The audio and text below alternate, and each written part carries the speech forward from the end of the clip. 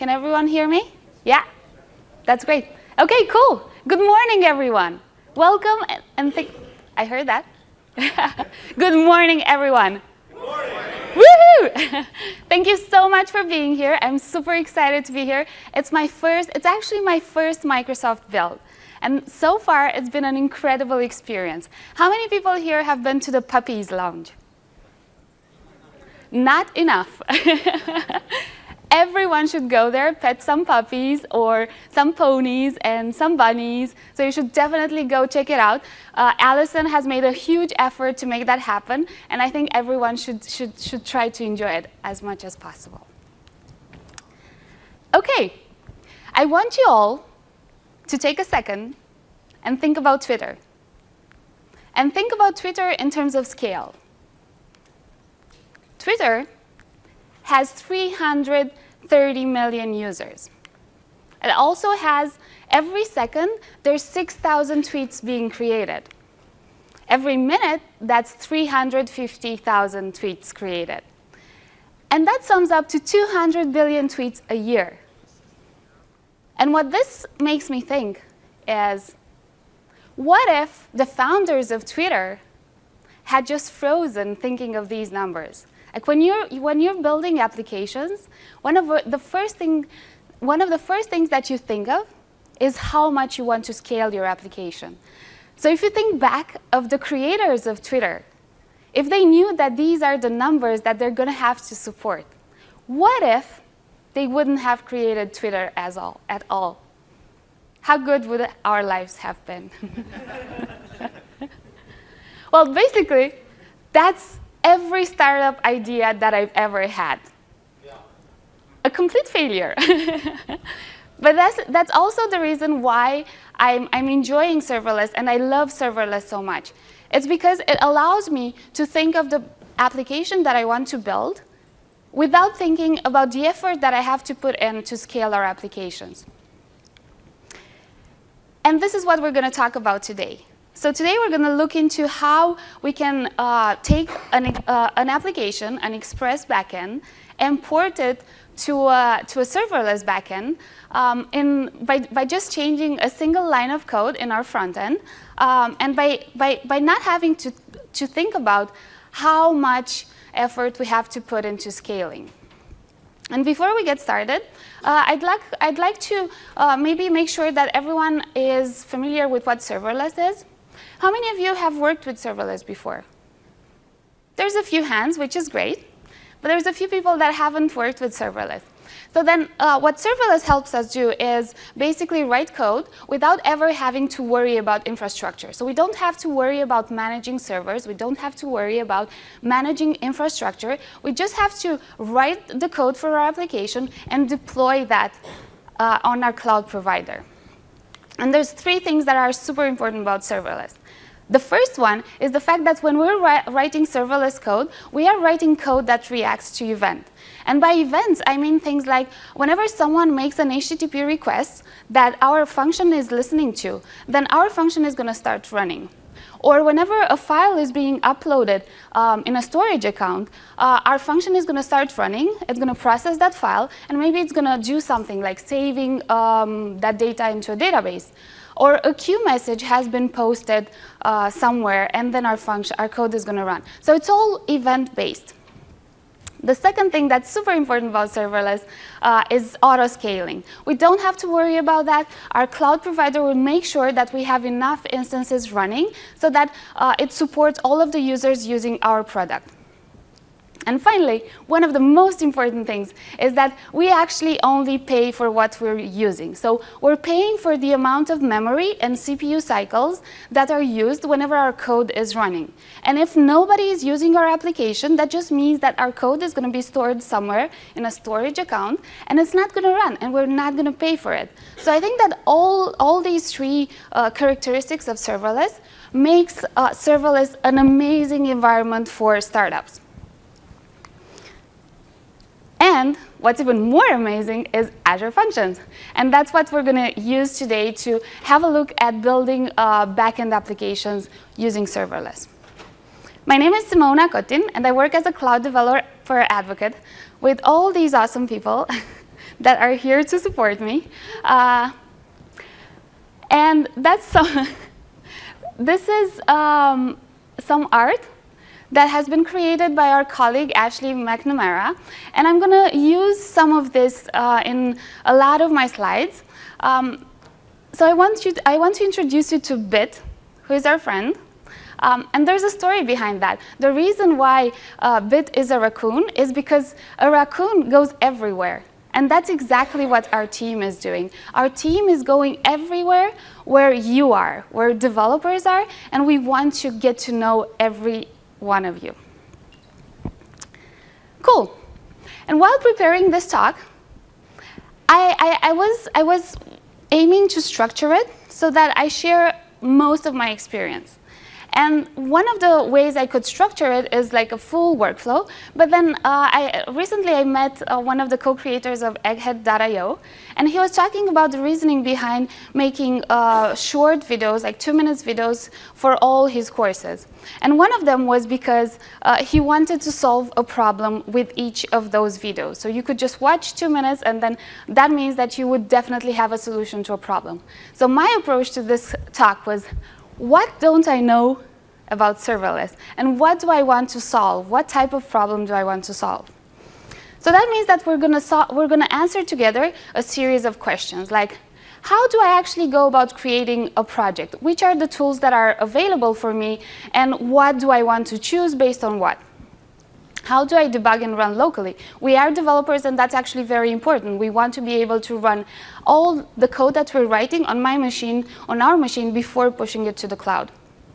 How do I install Npm packages? I know this is a very, it's a 101 question, but I think once you're moving to a new platform, things are just not as familiar. So you're asking all those questions that you already know the answer to.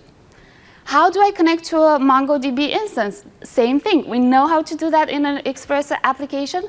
How do we do it in a serverless application? Because most of our applications are talking to a database. Where do I save my environment variables? I don't want to commit them to GitHub, right? I need a place to save them. How do I read data from, well, here I have Cosmos DB, but any other database as well. How do I do that? We're also going to learn how to configure REST-like URLs, because that's something that might be required for our APIs. And finally, how do we deploy to the cloud? Because we've written all this code that runs perfectly, and we can debug it in our local, but how do we actually push it to the cloud? Because that's the end goal. We want our users to use the application we've written. We want to hit those scaling issues. So what are we building? Pun intended. We are taking an existing Angular app that has been developed by John Papa and Burke, and we've been sharing it. And this is a page where we can manage puppies. I'm not sure if puppies and manage should be in the same sentence, but we're just going to go with it. So here we have, first we're going to create Beam, and Beam really wants to be Sarah's best friend. And then Sudo is just another puppy that actually wants to be Sarah's bestest friend. And then we also want to be able to update these entries, but also whenever one of them wants to take a break, maybe, we want to be able to delete items. The idea is to create a CRUD-like interface, or backend, right? Create, read, update, and delete operations. We want to support all of those. So how do we get started? How do we go about creating a new project? That's the first step, right? There are quite a few options there. Because I'm using a Mac, one of my criteria is to be able to use an environment that's cross-platform. So the first choice there is Visual Studio Code. But if you're using a Windows machine, then you should be fine using Visual Studio as well. It's very powerful. Another option to get started with serverless is just to go directly to the portal and create functions there, get started there. But obviously, you won't have as much powerful tools like being able to debug locally. You might have to just print things in the console. And that's not always great. And finally, if you like using a CLI, then the Azure Functions has CLI support as well. So we can use that to create new projects and to create new functions. But as I mentioned, I am a huge fan of Visual Studio Code, so I'm just going to use that. And the best thing that has ever happened to Azure Functions is the Azure Functions extension for VS Code. Can I hear a hey for that? Woo! I'm happy people agree. So with the Azure Functions extension, we can do things like create a new project. We can create new functions. We can publish them. We can manage them. We can edit settings. It's so powerful. It's just a line on the left side panel, but it's absolutely fantastic. And to install it, you have to go to the Visual Studio Marketplace, and you just download it and log in with your Azure account, and that's pretty much everything you have to do.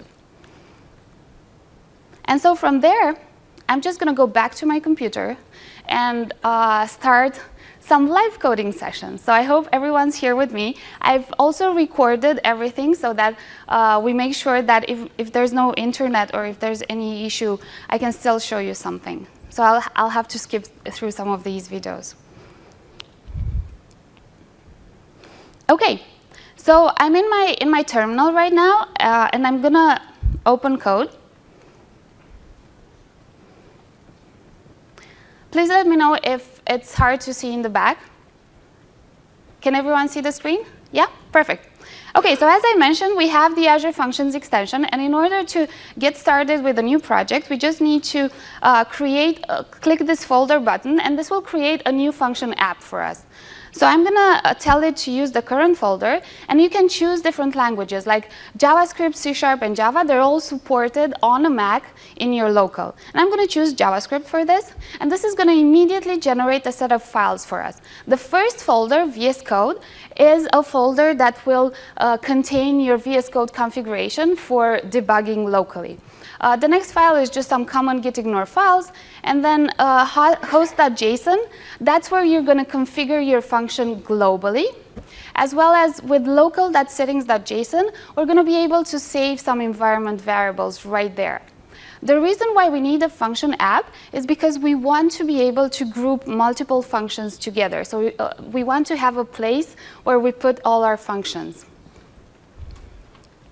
So the next thing that we want to do is create a new function. And we're going to use the same folder. And there's different types of triggers that we have to choose from. So as I mentioned, these functions get triggered by events. And there's events like HTTP, blob, queue, and timer that will help us trigger a new function. So I'm going to choose, because we're building a REST API, I'm going to choose an HTTP trigger. And I'm going to name it get puppies, because we all love puppies. There's different authorization levels, and I'm sure that Brian, our security expert here, is going to be not very happy when I click anonymous.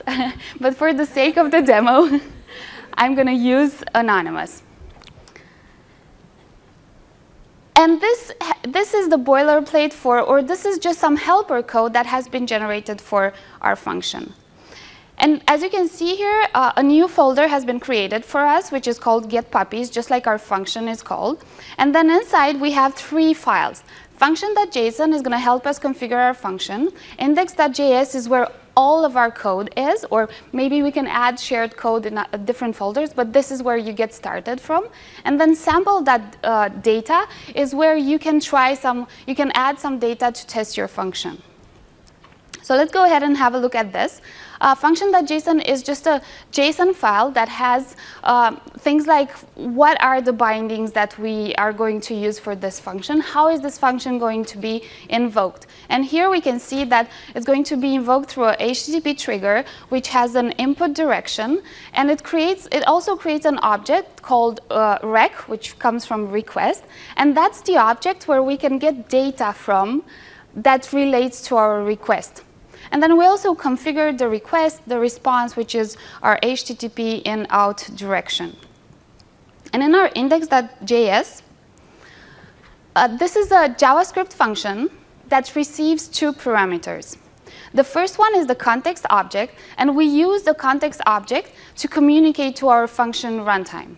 And we can do things like log information, Or we can set the response for our function, but we can also take information like bindings. What kind of bindings are we using? As you can see in this function, the only thing that we're doing is just getting the query parameter or the body of the function. And then if that exists, we're going to reply back hello build. And then if that doesn't exist, we're just going to throw back an error. So who's excited to try this out? Yay! So get ready for this. This is again, we're going to see the power of Azure Functions. We can just go to our debugger icon right here, and we can click play. And this is going to start our function runtime. And once everything has started, we can see also that we get the URL for the function, which we can immediately call. So I'm going to copy this and go to Postman. Is this visible in the back? Yeah? Perfect. So I'm sending a request, and obviously it's going to tell me that I didn't pass a name. It expects a name from me. So I'm going to add that as part of my query parameters. And I'm going to say build, hello build, hello build.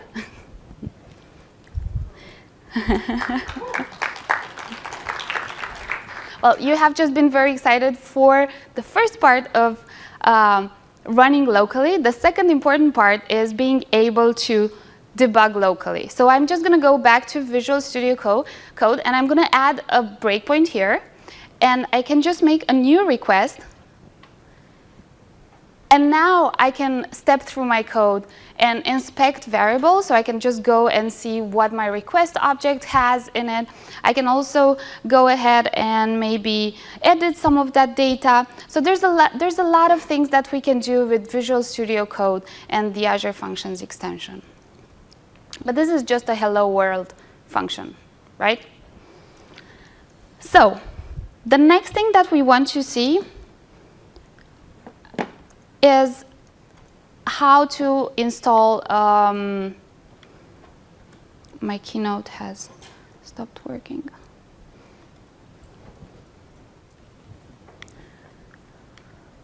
How to install an Npm package. Does anyone here know how to install an Npm package? These are all the slides that I've created so that I have something backed up. So how do we install Npm packages? In a normal Express.js application, we just run npm init, or we create a new package.json, and then we go ahead and install dependencies. In our case, because we're going to create a REST API that's going to talk to MongoDB or to a Cosmos DB instance through the MongoDB API, I'm just going to go ahead and install a MongoDB package. And creating or installing npm dependency in serverless is as simple as that. We have to create a package. But the powerful thing about installing npm packages here is that we're going to be able to use all the Node.js node modules. We're going to be able to use them in all of our functions. So if you used Azure Functions before, you probably know that before we had to just install npm packages for each function. And that meant that there were some performance issues. It wasn't as great. Right now, it's the time to celebrate. We have node modules at the same level as the function app. So I'm going to go back to my IDE, and I'm going to create a new file.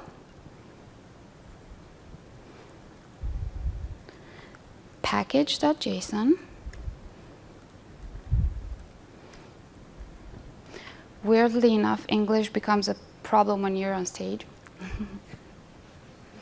And I've already created the file so that I don't have to type everything. I'm not a fast typer. So then I'm going to run npm install. I'm in the root of my function, and I'm going to run npm install. And this is going to create the node modules for us. So what's the next thing that we want to do? We want go ahead and connect to our database, right? I already have an instance of Cosmos DB running, created. It's called Serverless Puppies.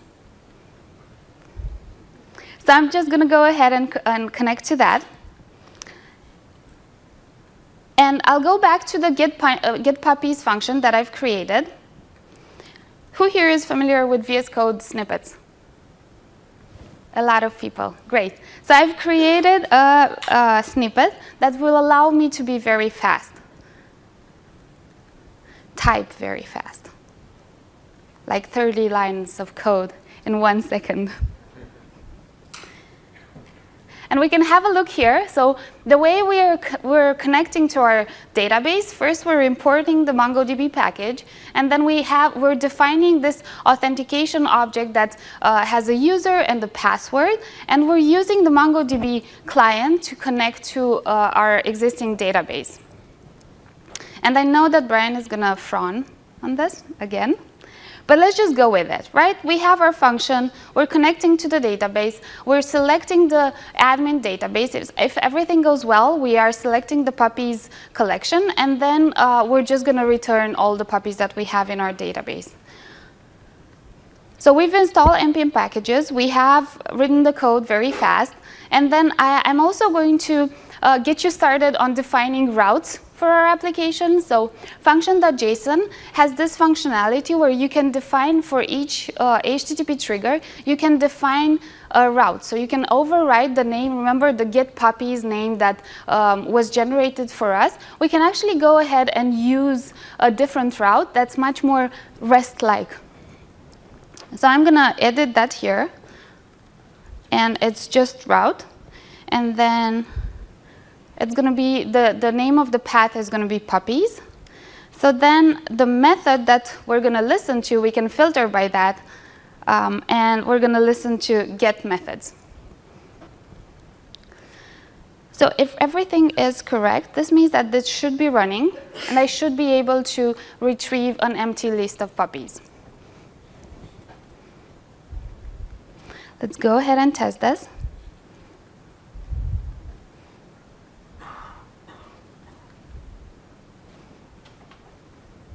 OK, that's a 200 right there.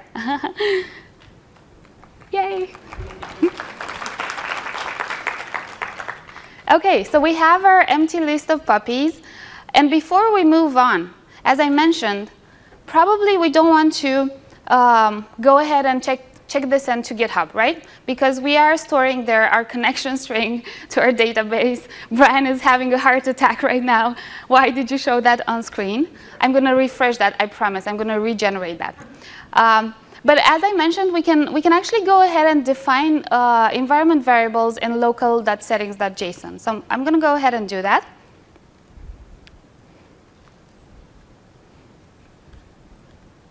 OK. This is it. It's a JSON file. So I can just say that I want to create a Cosmos DB user. And this is the user that we're going to use to connect to our database. And then I also know that I need a Cosmos DB password. And I'm going to go ahead and copy it from index.json. OK. Paste it. And then the next thing that we need is the Cosmos DB URL.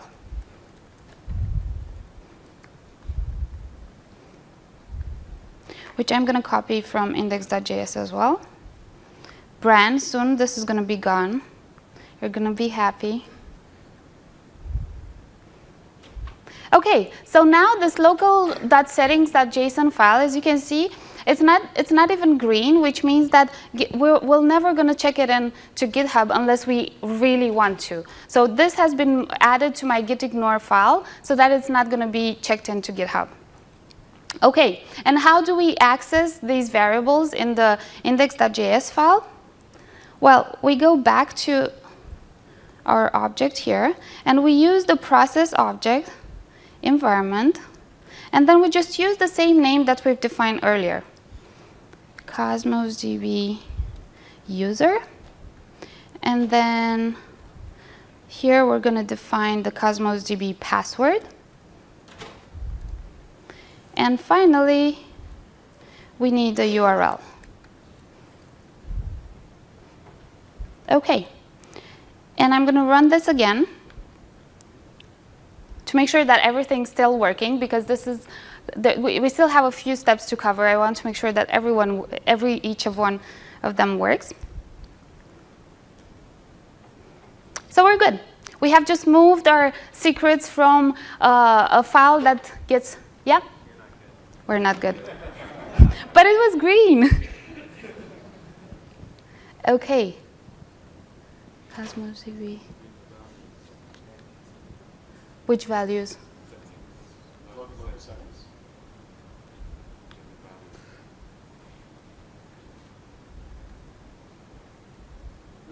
It does?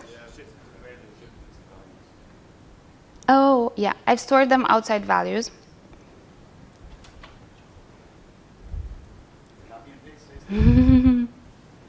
Perfect.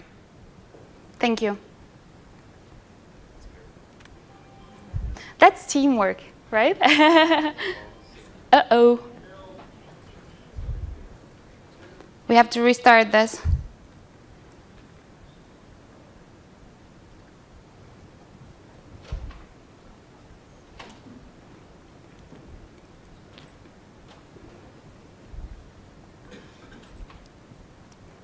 OK. OK, 200. Thank you very much. OK, so the next step would be to create a new endpoint for creating puppies and then updating puppies and deleting puppies. We can do that right now. I've prepared my snippets as well. So then let's create a new function in the same folder. Again, an HTTP trigger, create puppy, anonymous. And then here, I'm just going to reuse the snippets that I've created. I'm already using the settings that we've defined earlier. So that's another great cool feature of local settings.json.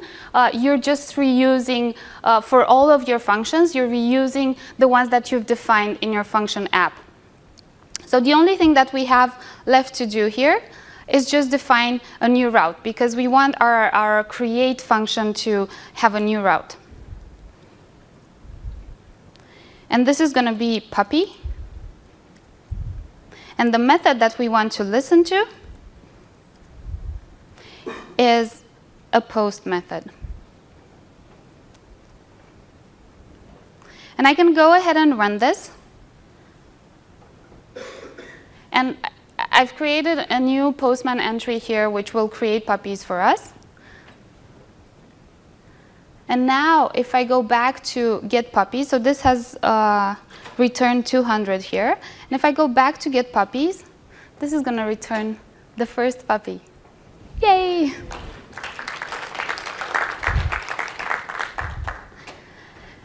I think that just seeing the create puppy and the get puppies endpoints, this has been very powerful. So I'm going to go back to my presentation and walk through some of the remaining items or remaining questions that we had.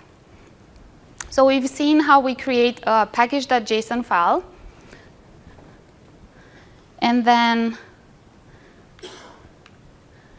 we've seen how we can connect to a MongoDB database. So we're just using the MongoDB package, and then we're storing our secrets. That's the Brian police. That was for you, Brian. Wait, it's here. OK, and now I've moved the settings into our local.settings.json file. And we're using those variables. So then the next thing that we want to do, with Cosmos DB, as I mentioned, there is this thing called bindings. And bindings are objects that allow us to communicate to different data sources. And what I mean by data sources is things like Cosmos DB, or even a queue or a file. And there's different, we can both read from a binding and also write to a binding. So there's an input binding and an output binding. And the typical types of bindings are a blob one, a Cosmos DB, a queue binding, but also there's a lot other types of bindings. Like we could use event grid to read events from that. But the one that I'm super interested in is the Cosmos DB binding. And right now, to use the Cosmos DB binding in your local, we have to install a separate extension. So some of them are supported out of the box, but this one, Cosmos DB, we have to extend the runtime so that it supports Cosmos DB. And then to use our binding, we have to define in function.json, we have to define it. And the type has to be Cosmos DB, and also we have to specify to which database we want to connect to, as well as which is the collection name that we want to access, the query that we want to use to retrieve all the data. We have to give it a connection string because we want to make sure that we can connect to that database. And once we have this set up, get ready to have your minds blown. This is it.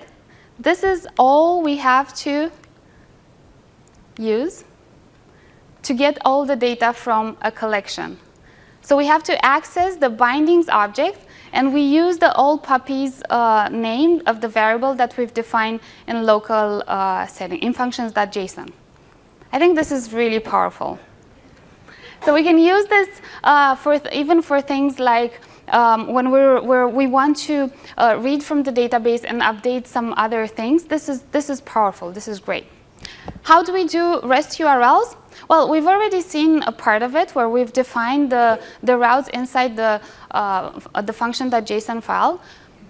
These are the URLs that we want to make sure that we have covered. And this is where we define them. We just use route to define different routes. And one thing that's important here is the fact that we can even give variables in our URL, like ID in this case. And this will be passed to our request object. And another powerful feature of serverless on Azure is that we can use proxies to connect different function apps within the same domain. So imagine you have a function app that supports all these CRUD operations for puppies, but you also build another application that will allow you to verify if the description that I added is okay, like do content moderation on text. And we want to call a cognitive services API, so that becomes a lot of logic that we might want to separate into a different function app. But that's still part of our application, right? And we want to deliver it under the same domain. With proxies, we can do that. And we can define proxies either in the portal or using, in our local, using proxies.json file, which is in the root of our function app. And this is a JSON object where we just have to define things like which is the route that we want to match, as well as which are the methods that we listen to, and what backend URI we want to call. So this is it's not a lot of lines of code. It's not a huge number of lines of code, and it allows us to build powerful things. This is another thing that I've struggled with. How do I do cores? Because we're using an Angular application that's going to call serverless endpoints, it's going to call an outside URL. So we want to make sure that we define cores for this. And the way we do that is go back to our local.settings.json file. And this will allow us to just add cores, and then we can define rules which are stricter than just everything. This will enable us to run our applications locally. And then in the portal, we have to go to the platform and define their cores rules. How do we deploy? We've built our application. We have all of our endpoints. We now want to push it to the cloud. One option is using the Azure Functions extension. We have here a button that will just tell us that we can publish our application, and we have to define things like to which function app do you want to deploy, what's the subscription that you want to use, and then what the extension will do is basically zip up your code together with the Node modules and just push them to the cloud. Another option that we have, once we have tested our code and everything looks good, we can also use a very common pattern where we're pushing our code to GitHub, and then for each commit that happens, there's a webhook that will let functions know that we need to deploy a new version, and that's going to happen. But for local development, publishing your app using the extension is the best option. OK. Demo time. So I want to show you how we can connect our Angular app to the two functions that we've created. So read the list of puppies and maybe create a new puppy. I have the Angular app running in my local.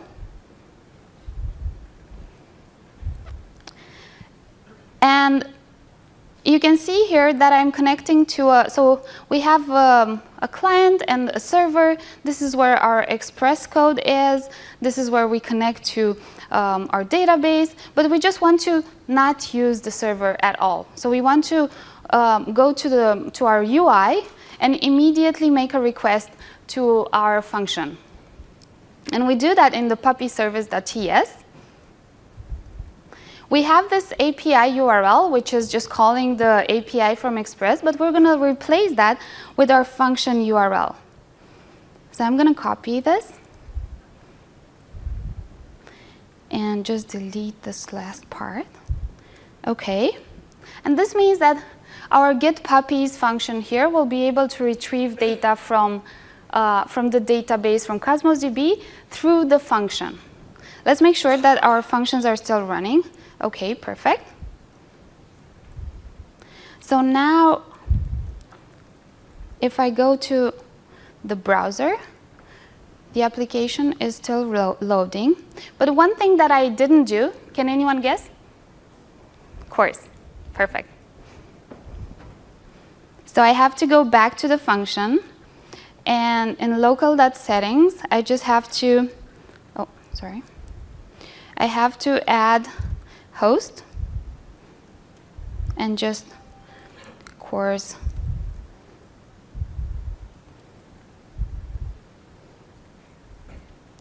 we need to restart.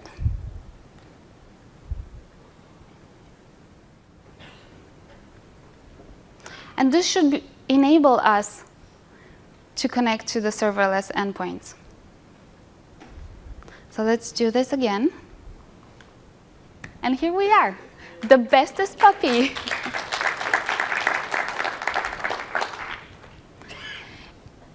And the last thing that I want to show you is the fact that you can go ahead and monitor your functions. So basically, one of the first arguments for serverless is the fact that you can scale your applications. And we want to be able to load test our functions to make sure that that's actually true. And Azure Functions has support, or App Insights and Azure Functions are integrated very well. So we can go ahead to App Insights, and while making requests to our function, we can see real-time our requests coming in and the number of servers being used while we're doing that. And I'm going to use Artillery. Is anyone familiar with Artillery? It's an Npm package that can be used to run load testing. So if you want to do that not only for serverless, but even for other for your websites, for other tasks, you can easily use it to make requests. So I'm going to just copy this and OK, and just make a request to one of the functions that I've already deployed previously. Let's say this one.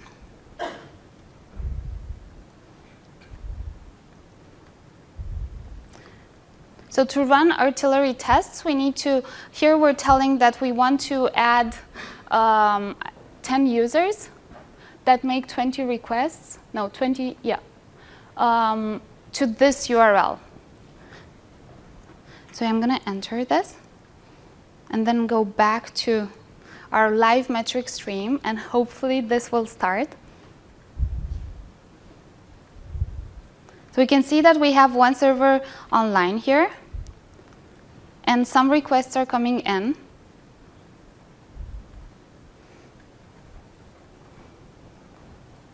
And the number of servers is updating. So now we have 4 servers online. And we can also monitor things like how long does the request take. We can see outliers, like some requests have taken a few milliseconds, but then we also have a few requests that have taken longer, and we can see that on the screen. The sample telemetry panel there, it will also allow us to see some of the errors that we might have in our functions. So this is a very powerful window. And this is it.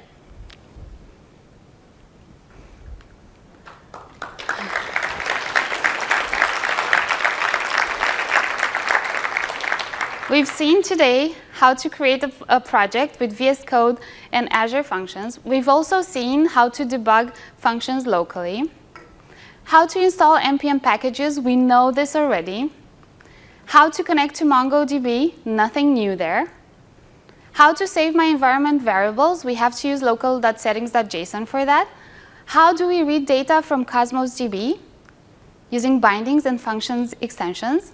How do we configure REST URLs? Well, we make sure that we use proxies.json, but also we can use the function.json file. And finally, how do we deploy to the cloud? Again, we make use of VS Code, but also we can use GitHub and other CI tools. This is just covering, like scratching the surface. There are so many other things that you can do with serverless. So if you want to learn more about serverless, make sure to check out some of these sessions about serverless, or how to use Node on Azure, or how to use cognitive services on Azure. And if you want to read more, here's a list of resources about Azure Functions and VS Code extensions and Azure Cosmos DB.